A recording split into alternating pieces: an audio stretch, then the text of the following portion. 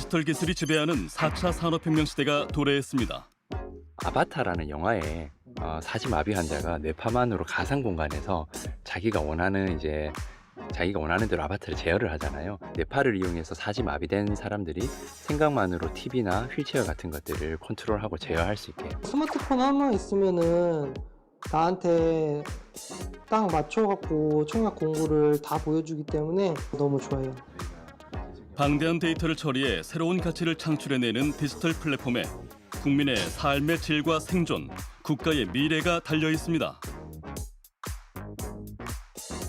AI를 기반으로 해서 각 부처와 여러 기관에 흩어져 있는 정보를 원 플랫폼에 통합을 해서 국민들과 또 정보 관계자들이 활용할 수 있도록 전 국민이 격차 없이 편리하게 디지털 서비스를 이용하는 공정한 사회를 위해 나아가 글로벌 디지털 패권 경쟁에서 주도권을 쥐기 위해 디지털 플랫폼 정부 구축에 박차를 가해야 할 때입니다. 디지털 격차가 벌어지게 되면요, 그 분들을 위한 조직과 또 그분들만의 서비스가 따로 존재해야 됩니다. 이것은 굉장히 큰 사회적인 비용으로 다가올 것이고요. 국민과 국가의 미래 경쟁력을 좌우할 디지털 플랫폼의 중요성과 대한민국 디지털 플랫폼 정부의 역할과 과제를 짚어봅니다.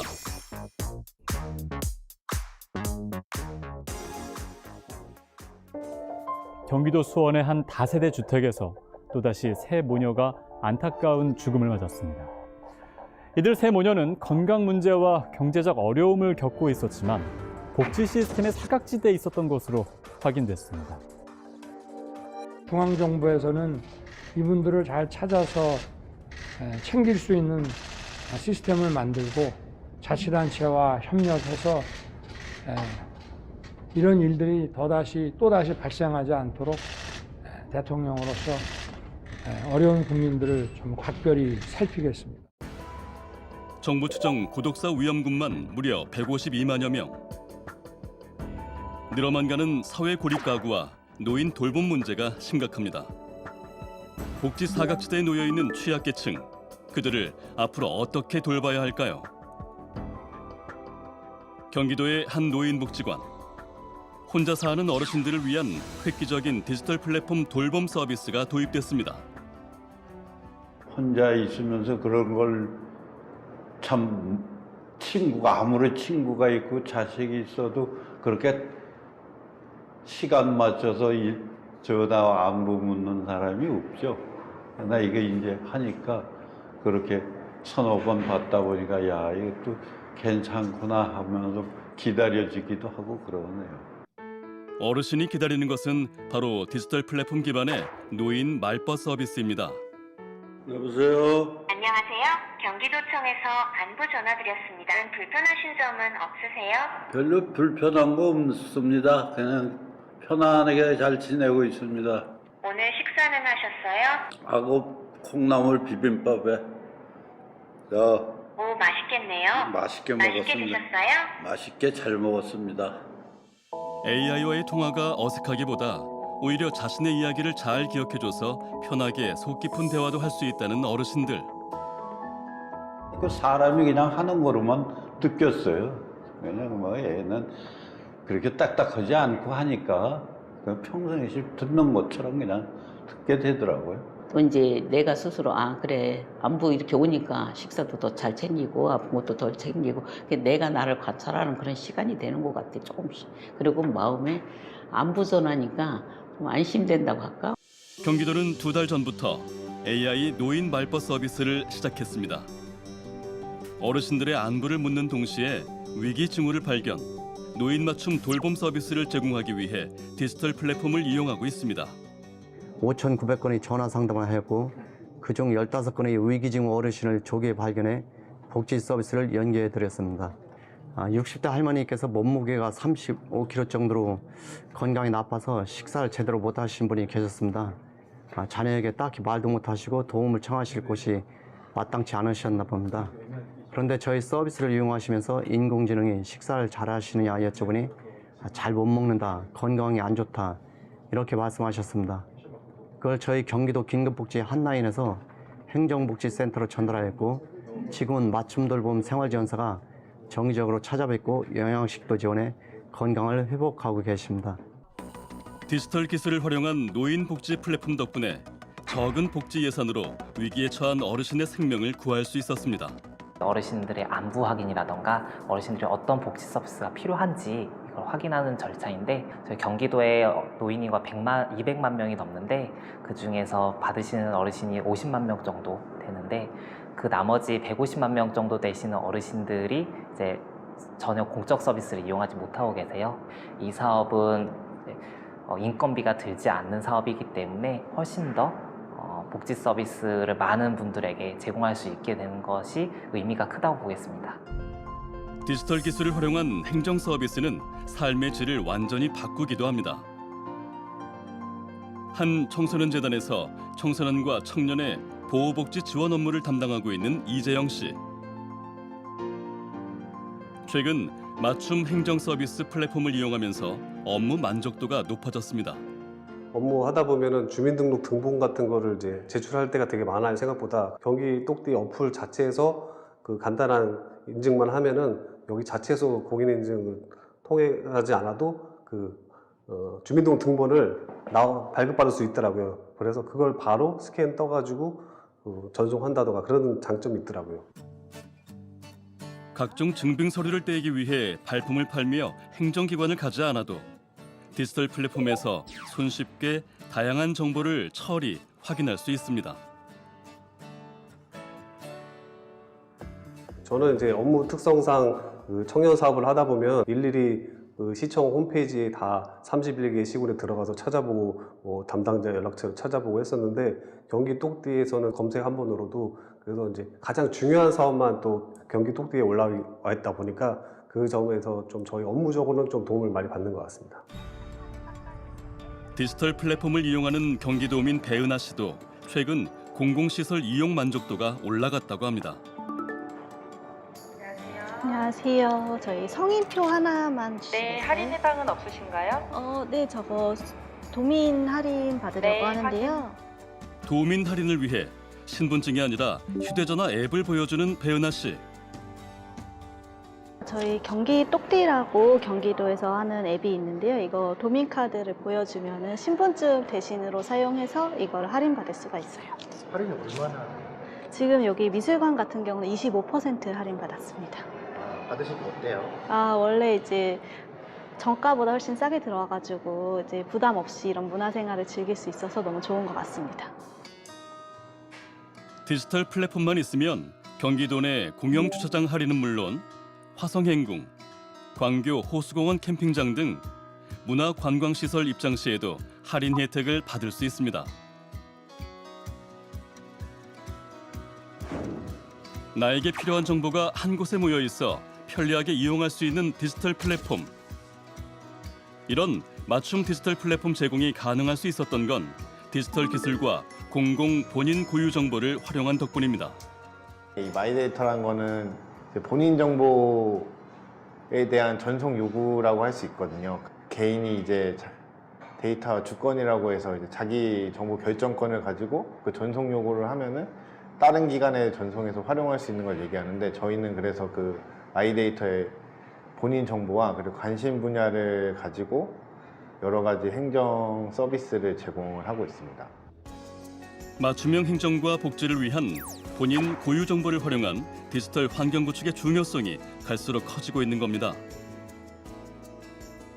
보통 복지 정보 같은 경우에는 개인이 찾기 위해서는 온 오프라인에 을 막 찾아보거나 아니면 막 개인이 직접 인터넷에 뒤져서 찾았어야 되는데, 저희는 그게 아니라 개인의 정보를 이제 공공기관이 갖고 있으니까 그걸 가지고 선제적으로 먼저 신청주의가 아닌 이제 선제적으로 발굴하고 알려주는 그런.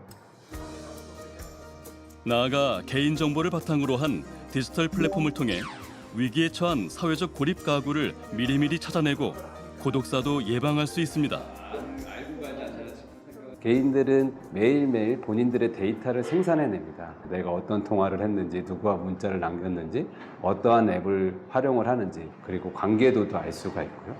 그리고 우리가 생활 속에서 알 수 있는 부분들의 데이터가 있습니다. 이 부분들에 좀 영향을 미치는 데이터가 바로 전기 사용량입니다. 전기 사용이 불안정하다는 거면 이제 삶의 형태나 경제적인 상태가 불안정할 수 있다는 거죠. 마찬가지로 수도도 그러한 영향을 미치게 됩니다. 이러한 데이터들, 개인 데이터를 본인의 동의하에 우리가 이제 요즘 얘기하는 마이 데이터라고 하는 개념으로 동의하에 모아서 저희가 AI 알고리즘을 적용을 해서 이 사람들의 위험도를 측정을 하게 됩니다. 그래서 고위험군부터 안전군까지 이러한 등급을 나눠서 이 각각에 맞는 복지 서비스를 제공하는 국민들의 삶에 하나하나 바꿔나갈 수 있는 그런 활동들이 중요한 시점이라고 생각하고 있습니다. 인터넷과 모바일 기기 없이는 살 수 없는 삶. 디지털 대전환 시대를 맞아 정부가 나섰습니다. 모든 데이터가 연결되는 디지털 플랫폼을 통해 사회 문제를 해결하고 새로운 가치를 창출하는 정부. 디지털 플랫폼 정부 구현은 윤석열 정부의 핵심 국정 과제입니다. AI를 기반으로 해서 각 부처와 여러 기관에 흩어져 있는 정보를 원 플랫폼에 통합을 해서 국민들과 또 정보 관계자들이 활용할 수 있도록 흩어져 있던 방대한 데이터를 한 곳에 모아 구축한 디지털 플랫폼을 통해 복지 행정뿐 아니라 교육 환경, 의료 서비스의 질이 향상되고 위기 대응 및 범죄 예방 등 사회 문제 해결까지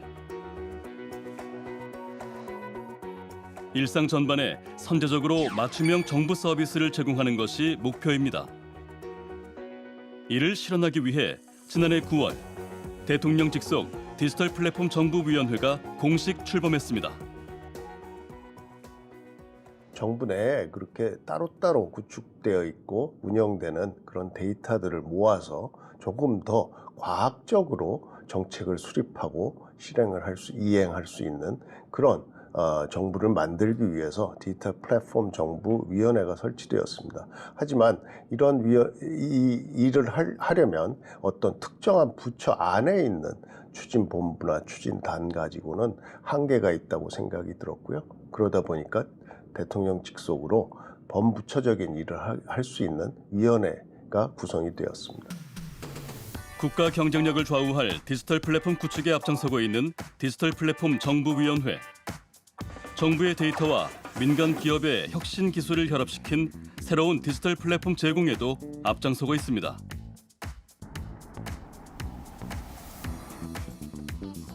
디지털 플랫폼은 10년째 전월세살이 중인 한정욱 씨에게 큰 변화를 가져왔습니다. 더 이상 전국에 넘쳐나는 청약 정보를 힘들게 찾아 헤맬 필요가 없어진 겁니다. 핸드폰으로 금융 플랫폼, 요즘 많이 쓰는 금융 플랫폼에서 인증서만 있으면은 간편하게 저한테 맞는 청약 정보를 알 수 있다고 해서 그거를 많이 이용하고 있어요. 과거와 달리 하나의 플랫폼에서 지역별 청약 공고 조회부터 청약 알림 신청, 청약 통장 분석 등을 쉽게 할 수 있게 된 겁니다. 이는 디지털 플랫폼 정부의 공공 데이터를 이용해 한국부동산원이 운영하는 청약홈과 민간 모바일 금융 플랫폼을 연계한 덕분입니다. 일단 스마트폰 하나 있으면은 나한테 딱 맞춰갖고 청약 공고를 다 보여주기 때문에 너무 편해요. 예전에는 일일이 내가 민간이면 민간, 공공이면 공공 전부 다 제가 찾아보고 알아보고 시간을 많이 들였어야 되는데 이 플랫폼 하나만 있으니까 어떤 것이든 다 나오고 다 볼 수 있어서 너무 좋아요. 디지털 플랫폼 정부위원회는 이미 높은 수준의 민간 플랫폼 서비스를 이용하는 국민 눈높이에 맞춰 정부 서비스도 구현하기 위해 민간 업체와 협력해 공공 서비스를 내놓고 있습니다. 대표적인 것이 바로 주택 청약 정보 조회 서비스인데요.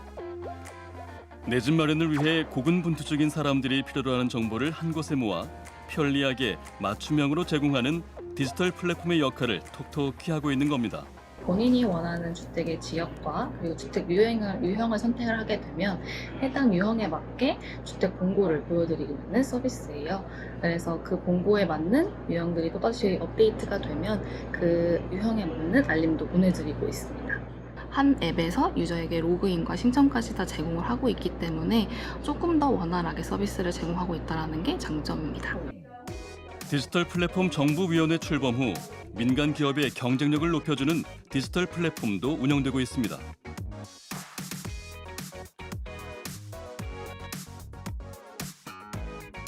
대전의 한 중소수출기업. 세계 각국에 누수관리 시스템을 수출하는 곳입니다. 인도, 싱가포르, 인도네시아, 튀르키예, 태국 등과 같은 다양한 국가 파트너 계약을 맺어 수출을 진행하고 공급까지 하고 있습니다.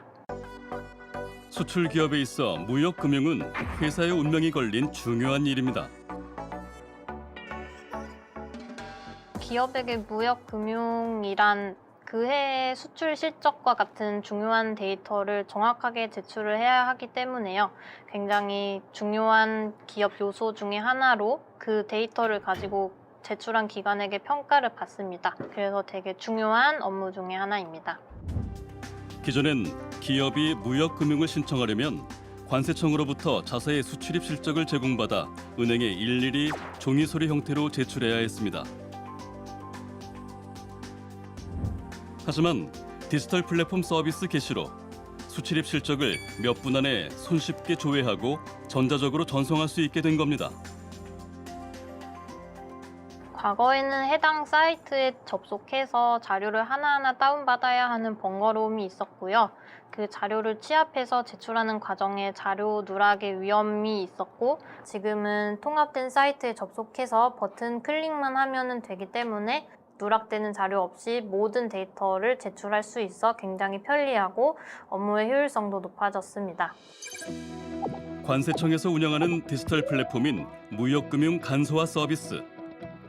실시간으로 더 완벽하게 자사의 데이터를 활용 관리할 수 있게 됐을 뿐 아니라 서류 처리 과정에서 발생하는 행정 비용도 절감하는 효과를 보고 있습니다. 특히 영세한 전자상거래 기업 같은 경우에는 수천 건이 되는 신고 필증을 받아서 일일이 대조하는 것이 어렵기 때문에 무역금융 신청을 포기하는 경우도 있었습니다. 데이터화된 자료를 보내다 보면 서류가 누락되거나 중복으로 제출되는 경우도 줄어들고, 이제 서류를 받아서 처리하는 은행의 입장에서도 데이터를 통해서 좀 더 정확한 자료를 손쉽게 파악할 수 있어서 그런 장점이 있습니다. 기업 지원 사업에 참여할 때도 필요한 데이터를 플랫폼을 통해 전송할 수 있습니다. 이는 업무 효율뿐 아니라 기업 투명성과 경쟁력까지 높이는 효과를 가져왔습니다. 업체들 같은 경우에는 이제 수요기관 같은 경우에는 위변조 사례를 굉장히 민감하게 보시는 경우가 있어요. 이제 지원 사업을 받고자 해가지고 본인 실적을 막 뻥튀기를 하시거나 이렇게 해서 위변조 하시는 사례들도 있는데, 그런 부분들에서 굉장히 효과적으로 안정성이 있다고 보실 수 있는 부분이고요. 취업난과 고용난을 해소하기 위한 디지털 고용 서비스의 변화도 거셉니다. 디지털 플랫폼 정부위원회의 전문 지원기관인 한국고용정보원은 데이터 분석을 통한 일자리를 추천, 매칭해주는 디지털 플랫폼부터 취업에 필요한 정보를 상담, 설계해주는 경력관리 디지털 플랫폼까지 디지털 고용 서비스가 확대하고 있습니다. 국민이 스스로 이러한 경력 개발이라든지 직업 설계를 도와줄 수 있도록 대국민 서비스로 개방을 하게 되었는데요. 최근에 그러니까 2023년 3월부터 저희가 워크넷을 통해서 개방을 하고 있습니다. 뿐만 아니라 고용과 관련된 방대한 데이터를 한 곳에 모아 처리하는 새로운 차세대 디지털 플랫폼의 운영을 앞두고 있습니다. 기존엔 각각 나눠져 있는 전산망보다는 통합된 플랫폼을 통해서 데이터 간의 연결을 훨씬 더 쉽게 하고, 그걸 기반으로 통합 고용 서비스를 제공해 줄 수 있는 그러한 틀이 필요하다고 생각을 합니다. 새로운 통합 플랫폼은 새로운 신기술을 적용해서 보다 더 국민들이 편리하게 일자리에 접근할 수 있고, 이런 디지털 기술을 어떻게 잘 활용하느냐 하는 부분은 우리 정부의 경쟁력하고도 직결되는 문제이고, 궁극적으로는 국민의 삶의 질 향상과도 직결되는 중요한 사안이라고 그렇게 생각을 합니다. 디지털 플랫폼 정부위원회는 출범 이후 첫 보고회를 열고 디지털 플랫폼 정부 실현 계획과 대한민국이 나아갈 방향을 제시했습니다. 디지털 플랫폼 정부를 추진하는 과정에서 정부가 우리 사회가 이 AI와 디지털 고도화에 정부가 자연스럽게 큰 R&D 투자를 할 수가 있고 역할을 할 수 있게 되는 것입니다.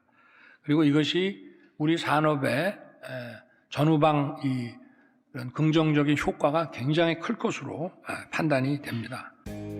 맞춤형 공공 서비스를 제공하기 위해 모든 데이터가 연결되는 하나의 정부 플랫폼을 구현, 민관이 협력해 데이터 산업을 육성하고 개인정보가 보호되는 안전한 환경을 만들겠다는 4대 핵심 추진 과제를 제시했습니다.